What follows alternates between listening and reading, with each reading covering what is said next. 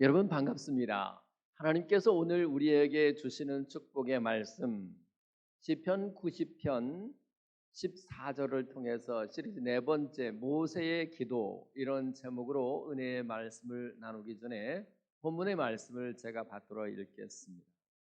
아침에 주의 인자하심이 우리를 만족하게 하사 우리를 일생 동안 즐겁고 기쁘게 하소서. 아멘. 양귀비꽃처럼 고운 자태와 미모를 지닌 아내를 둔 남편은 일평생 만족하며 살 수 있을까요? 과연 그럴까요? 전도서 1장 8절에 이렇게 기록되어 있습니다. 눈은 보아도 족함이 없고 귀는 들어도 가득 차지 아니하도다. 미모의 아내를 곁에 두고도 또 다른 여인에게 시선을 빼앗기는 것이 안목의 정욕으로 가득 찬 인간의 본성이라고 하는 점에서, 그래서 인간의 눈은 무엇인가를 보아도 만족함이 없다고 말씀하시는 것입니다. 자, 그렇다면 우리가 돈을 많이 벌면 그것으로 만족할 수 있을까요? 소득이 많아지면 그러면 우리의 마음이, 우리의 삶이 만족해질 수 있을까요? 정말 그럴까요? 전도서 5장 10절에 이렇게 기록되어 있습니다. 은을 사랑하는 자는 은으로 만족하지 못하고 풍요를 사랑하는 자는 소득으로 만족하지 아니하나니 이것도 헛되도다. 은이 곧 돈일진데 돈을 사랑하는 사람은 돈으로서 만족할 수 없다라고 하는 것입니다. 여러분, 그 돈으로 좋은 집을 샀다고 합시다. 그 만족함이 얼마나 오래 지속될까요? 1년이면 그 집을 산 것에 대한 만족함이 그 효력을 다하게 된다는 것을 아십니까? 여러분, 좋은 차를 사면 그럼 참 만족할까요? 좋은 차를 타고 다니면서 얻게 되는 만족은 6개월이면 그 시효를 다하게 됩니다.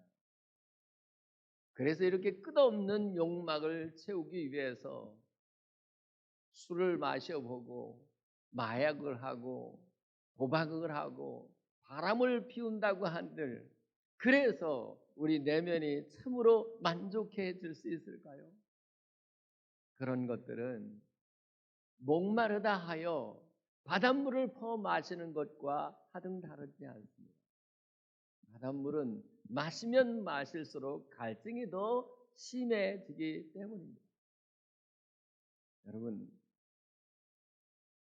우리 인간은 세상에 보이는 어떤 것으로도 만족함을 채울 수가 없다는 것을 아셔야 됩니다.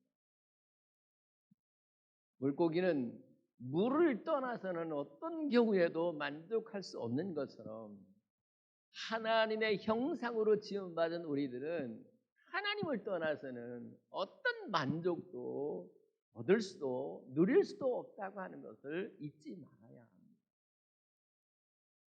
빌립보서 3장 8절에 바울은 이렇게 고백합니다. 또한 모든 것을 해로 여김은 내 주 그리스도 예수를 아는 지식이 가장 고상하기 때문이다.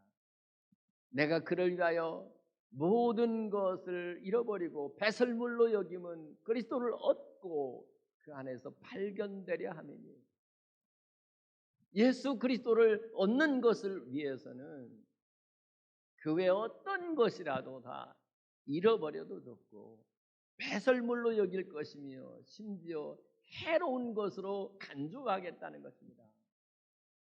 다시 말하면 바울은 주 예수님 한 분만으로 만족하는 마음을 가지고 있다라고 하는 것입니다. 그것이 욥의 그것이 다윗의 신앙 고백이기도 합니다. 그것이 다윗의 신앙 고백이기도 합니다. 시편 23편 1절입니다. 여호와는 나의 목자시니 내가 부족함이 없으리라.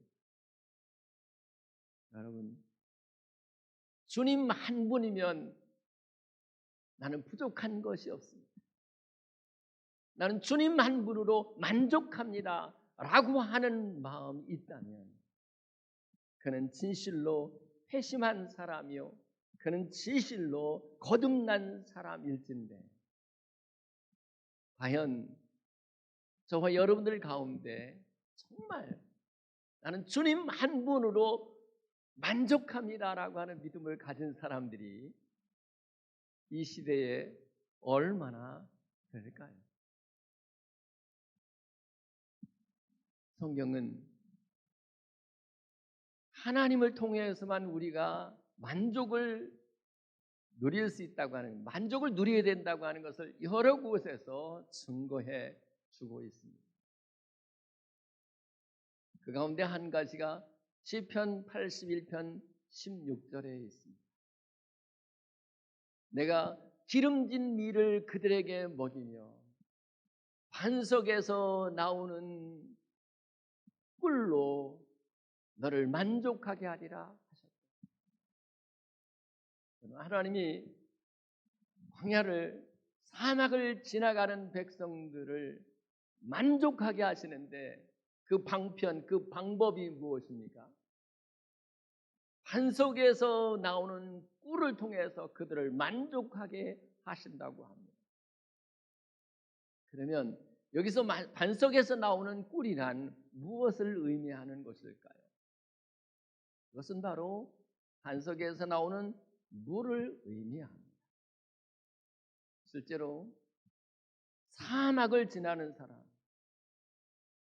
갈증으로 시달리는 사람에게는 한 모금의 물이 꿀보다 더 달콤할 것이기 때문입니다. 출애굽기 17장 6절입니다. 너는 반석을 치라. 그곳에서 물이 나리니 백성이 마시리라. 그렇다면 이 물로 말미암아 하나님이 이 백성들을 만족하게 하실 때 그 물이 나오게 하는 반석은 무엇을 의미하는 것일까요? 고린도전서 10장 1절부터 4절입니다. 형제들아, 나는 너희가 알지 못하기를 원하지 아니하노니 우리 조상들이 다 구름 아래에 있고 바다 가운데로 지나며 모세에게 속하여 다 구름과 바다에서 세례를 받고 다 같은 신령한 음식을 먹으며 다 같은 신령한 음료를 마셨으니 이는 그들을 따르는 신령한 반석으로부터 마셨으며 그 반석은 곧 그리스도시라. 그러니까 광야를, 사막을 지나가던 백성들을 주님이 만족하게 하기 위해서 반석을 쳐서 그 가운데 물을 마시게 하셨는데 그 반석은 사실은 예수님에 대한 모형과 그림자라고 하는 것입니다. 반석을 칠 때 물이 나온 것처럼 예수님은 매를 맞으시고 그것도 부족해서 예수님 십자가에서 창으로 찔리셨고 그때 물과 피를 쏟아주셨습니다. 목마르다 할 만큼 물을 다 쏟아내셨습니다. 그리고는 그 물을 우리의 영혼을 만족하게 하시기 위한 생명수로, 생수로 우리에게 주셨습니다. 요한복음 4장 13절로부터 14절입니다. 이 물을 마시는 자마다 다시 목마르려니와 내가 주는 물을 마시는 자는 영원히 목마르지 아니하나니 내가 주는 물은 그 속에서 영생하도록 솟아나는 샘물이 되리라. 예수님이 주시는 물을 마시는 사람은 그 속에서 영생하도록 솟아나는 물이 있다는 거예요. 그 물은 우리에게 있는 더러운 죄를 씻는 물이요, 그 물은 목마름을 면케하는 생수라고 할 수 있습니다. 예수님을 통해서 주시는 그 물을 마시고 있는 사람, 그 물을 소유하고 있는 사람은 죽어서도 천국에서 생명수 강이 흐르는 곳에 서서 살게 된다고 하는 것을 믿으시기를 바랍니다. 계시록 22장 1절부터 2절입니다. 또 그가 수정같이 맑은 생명수의 강을 내게 보이니 하나님과 및 어린 양의 보호자로부터 나와서 길 가운데로 걸어다 강 좌우에 생명나무가 있어 12가지 열매를 맺되 달마다 열매를 맺고 그 나무 잎사귀는 만국을 치유하기 위하여 있다. 여러분, 하늘나라에서도 물이 풍성한 것을 알 수 있어요. 그런데 그 하늘나라에 있는 그 물이 어디서부터 나온다고 했습니까? 하나님과 어린 양 예수 그리스도로부터 물이 흘러나온다고 했어요. 여러분, 이 땅에서도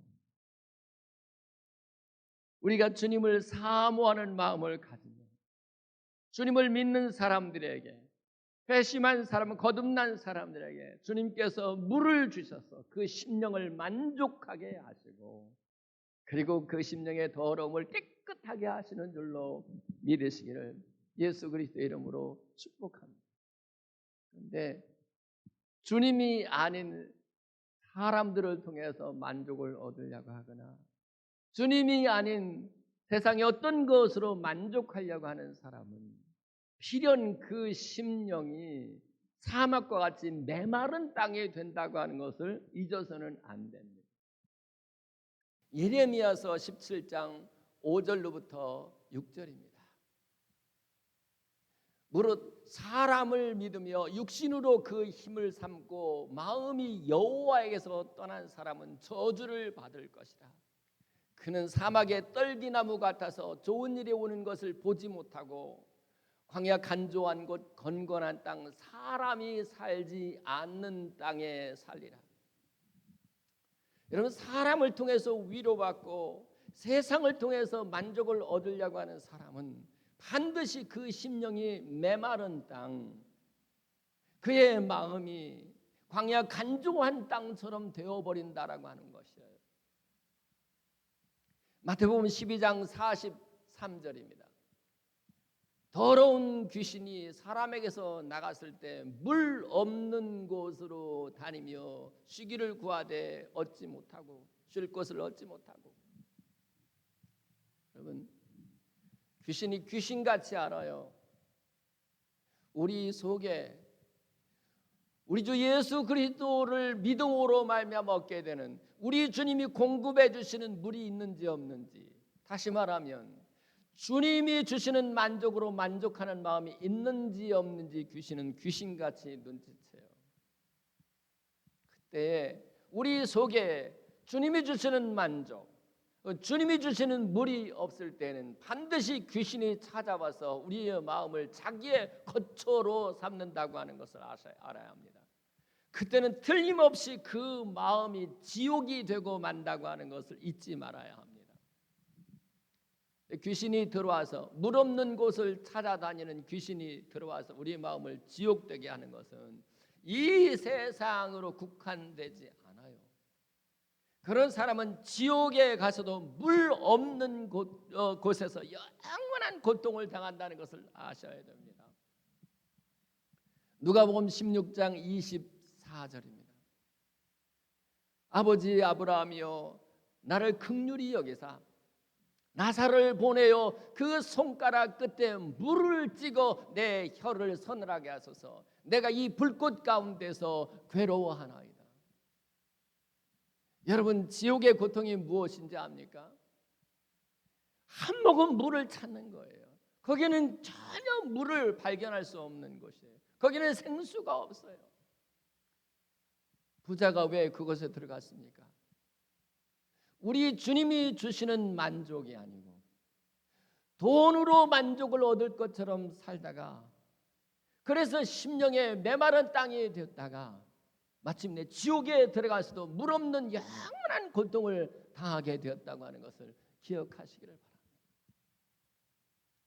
저는 이제도 광야에서 주님께서 반석에서 나는 꿀, 즉 반석에서 나는 물로 이 백성들을 만족하게 한 것으로, 반석이 되신 예수 그리스도를 통해서 여러분 마음속에 생수를 주시고 여러분의 심령에 만족함을 주시기를 바랍니다. 우리는 바로 그것을 위하여 기도해야 합니다. 주님, 나는 세상의 어떤 것으로 만족하지 아니하고 우리 주님 한 분으로 만족하되 그 주님이 주시는 생수로 말미암아 내 심령이 만족하게 되기를 원합니다. 이 기도가 저와 여러분들에게 있어지기를 바랍니다. 이번에는 시편 105편 40절에 이렇게 기록되어 있습니다. 그들이 구한즉 메추라기를 가져오시고 또 하늘의 양식으로 그들을 만족하게 하셨도다.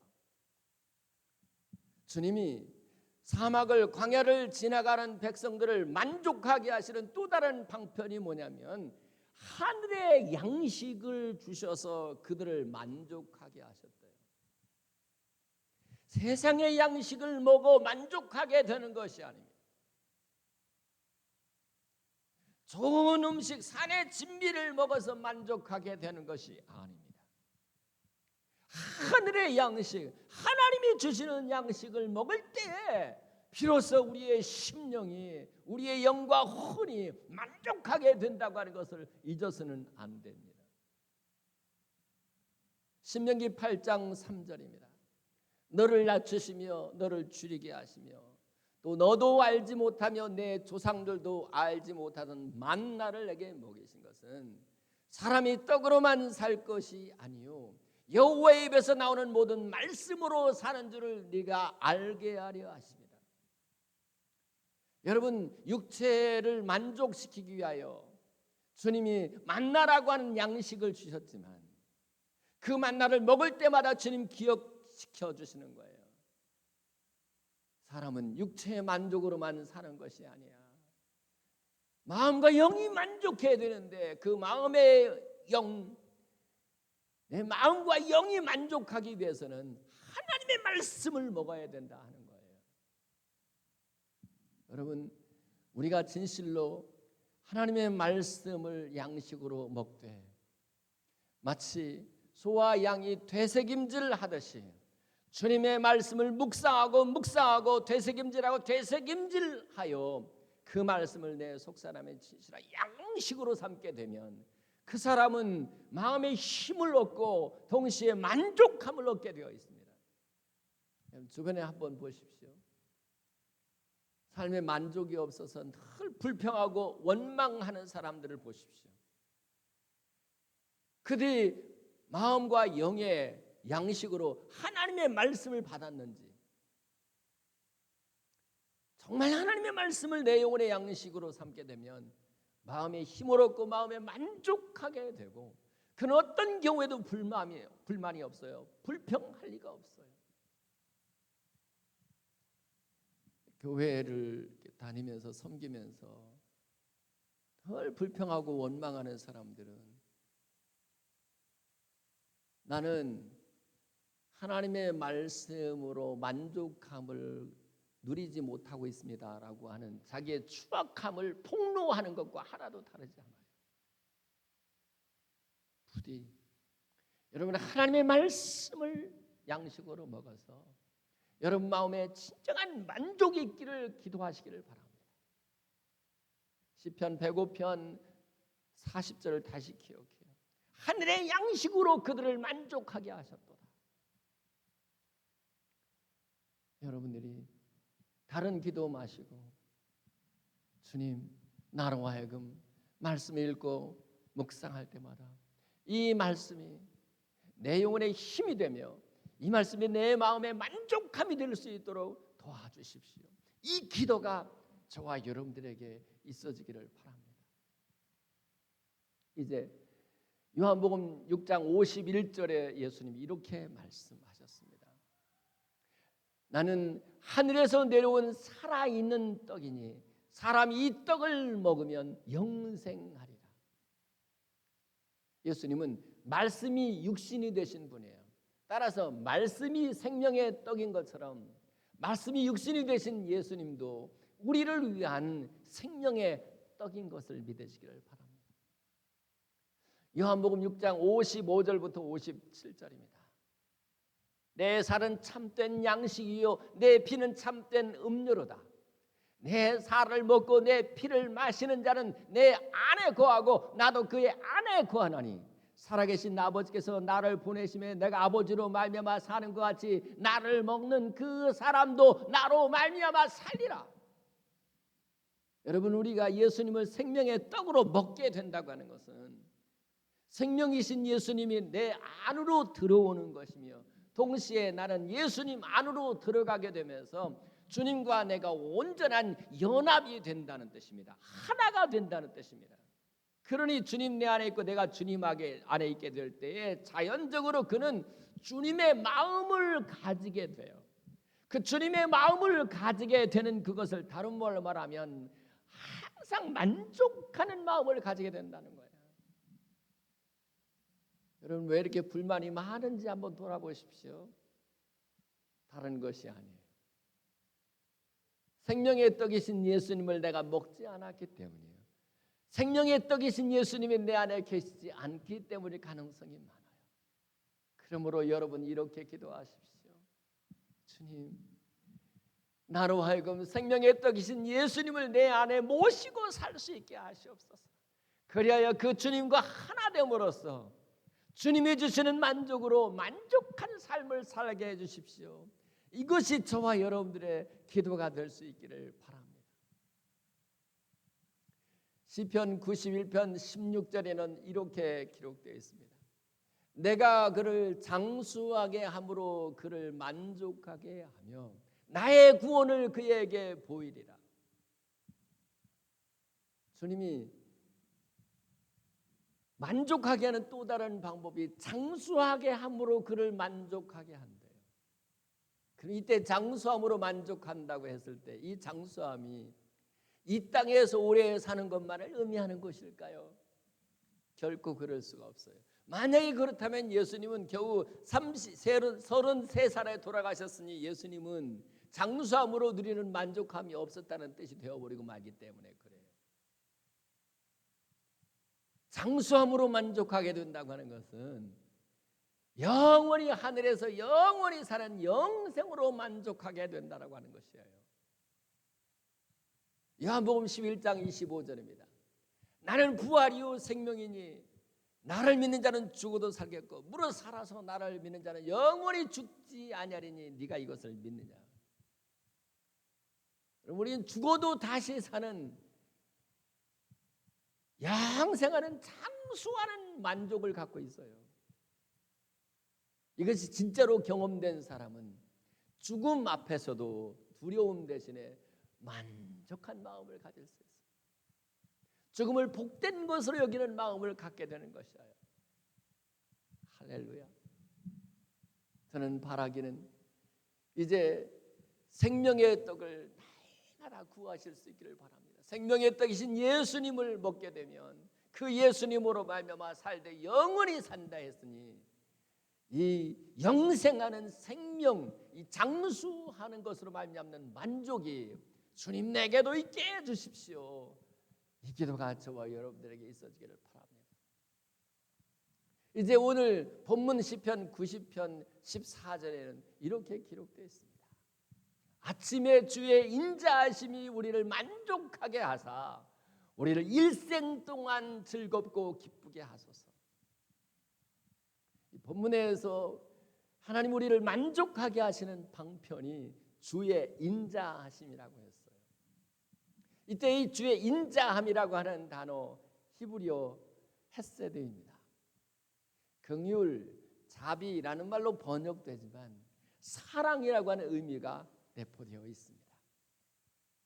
그것은 이미 남편을 떠나서 다른 남자에게 간 아내 고멜을 위하여 호세아가 보리 한 우멜 반과 은 15, 합하면 은 30에 해당하는 값을 치르고 자기 아내를 다시 도로 사와요. 그리고 여전히 그 아내를 사랑해 준다는 의미가 바로 헤세드, 즉 인자란 말이에요. 여러분, 주님, 우리를 향하신 주님의 인자하심, 우리를 향하신 주님의 사랑하심이 여기 있어요. 죄의 종이었던 우리를 위해서 예수님이 은 30에 팔리셔요. 그리고 그 핏값으로 우리를 사셔서 주님의 것 삼아 주십니다. 요한복음 3장 16절입니다. 하나님이 세상을, 하나님이 나를, 하나님이 여러분을 이처럼 사랑하사 독생자를 주셨으니 이는 그를 믿는 자마다 멸망치 않고 영생을 얻게 하려 하십니다. 여러분, 주님이 우리를 사랑하시는데 마치 세상에 딱 한 사람밖에 없는 것처럼 그렇게 나를, 우리를 사랑하셔요. 요한복음 13장 1절, 주께서 세상에는 자기 사람들을 사랑하시되 끝까지 사랑하신다 그러잖아요. 바로 그 사랑이 우리를 향하신 주의 인자하심이에요. 마치 세상에 둘도 없는 것 같이 우리를 사랑하시되 목숨 걸고 사랑하는 그 사랑이 우리를 향하신 주님의 인자하심. 바로 그 주의 인자하심으로 만족함을 누리고 있는 사람들, 그들은 일생 동안 즐거워하고 기뻐할 수 있어요. 일생 동안 즐거워하고 기뻐한다고 하는 것은 항상 기뻐한다는 뜻이잖아요.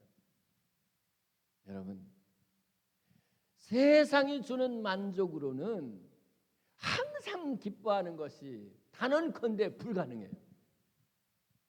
그런데 주의 인자하심이 우리를 만족하게 하잖아요. 주의 사랑하심이 나를 만족하게 하잖아요. 그러면 그 만족은 어떤 경우에도 즐겁고 기뻐하는 마음을 빼앗기지 않게 돼요. 그것이 로마서 5장 3절로부터 5절입니다.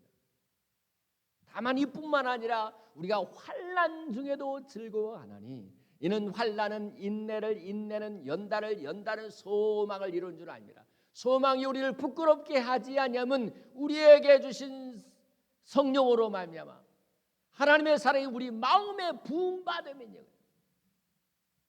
성령으로 말미암아 하나님의 사랑이 부어지잖아요. 주의 인자하심이 부어지잖아요. 그 주의 인자하심과 주의 사랑으로 말미암아 우리 마음속에 만족함이 생기면 환난 중에서도 즐거워할 수 있는 거예요. 여러분, 로마서 8장 35절부터 38절 기억하시죠? 누가 우리를 그리스도의 사랑에서 끊으리요? 환난이나 곤고나 핍박이나 기근이나 적신이나 위험이나 칼이라 기록된 바 우리가 종일 주를 위하여 죽임을 당케 되며 도살당할 양과 같이 여김을 받았나이다 함과 같으니라. 그러나 이 모든 일에 우리를 사랑하시는 이로 말미암아 우리가 넉넉히 이기느니라. 내가 확신하노니 사망이나 생명이나 천사들이나 권세자리나 현재인이나 능력이나 장래이나 높음이나 기쁨이나 다른 어떤 피조물이라도 우리를 그리스도 예수 우리 주 안에는 하나님의 사랑에서 끊을 수 없으리라. 하나님의 사랑에서 끊을 수 없다는, 나는 누구 어떤 경우에도 하나님이 나를 사랑하신다는 이 마음이 사람의 마음을 얼마나 만족하게 하며 자존감을 충만하게 하는지 몰라요. 그런 사람은 어떤 시험이 와도 어떤 환난이 와도 그 마음이 요동하지 않아요. 그 믿음이 흔들리는 법이 없어요. 그래서 감히 환난 중에도 즐거워할 수 있는 것이에요. 데살로니가서 1장 6절입니다. 또 너희는 많은 환난 중에서 성령의 기쁨으로 말씀을 받아 우리와 주를 본받는 자 되었으니 환난 중에서도 성령의 기쁨으로 기뻐해요. 그리고는 성령의 기쁨으로 말씀을 받습니다. 여러분, 환난이, 시련이, 아픔이 생기면 하나님 날 버리셨나?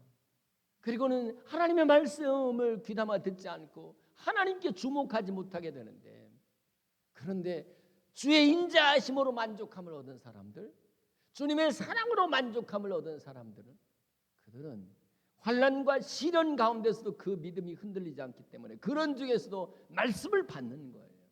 그 말씀을 은혜로 받을 수 있는 거예요. 바라기는 오늘 이 모세의 기도가 여러분의 기도가 되기를 바라요. 아침에 주의 인자하심이 나를 만족하게 하소서. 내 일생 동안에 어떤 환경, 어떤 상황에선 즐겁고 기쁜 삶을 살게 해주십시오. 이것이 저와 여러분들의 기도가 될 수 있기를 바랍니다. 말씀을 맺겠습니다. 여러분, 지금까지 여러분이 살아오면서 무엇이 여러분 마음속에 참된 만족을 가져다 주던가요?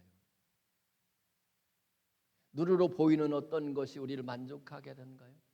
무엇인가를 더 많이 소유했더니 그것이 참 만족이 되던가요? 그 모든 것들은 우리가 죽을 때 다 버려두고 갈 것들이에요. 그것은 진정으로 내 속사람을 만족하게 하는 것이 아니에요. 저와 여러분의 만족은, 혹시 여러분이 이 세상에 살면서 무엇인가 만족하고 있을지라도 그 만족이 천국으로까지 이어지기 위해서는 오직 예수님 한 분으로 만족하게 해달라고 하는 기도가 필요해요. 주님의 주신 말씀을 통해서 만족함을 얻게 해달라고 하는 기도가 필요해요. 우리 주님 예수님이 나를 위한 생명의 떡인 것을 믿고 그 생명의 떡을 먹음으로 내가 만족하게 하옵소서. 무엇보다도 주의 인자하심이 나를 만족하게 하소서. 주의 사랑하심으로 내가 만족을 얻게 해 주옵소서. 그래서 나의 일생 동안 즐겁고 기쁘게 해 주옵소서. 이것이 저와 여러분들의 기도가 될 수 있기를 축복합니다.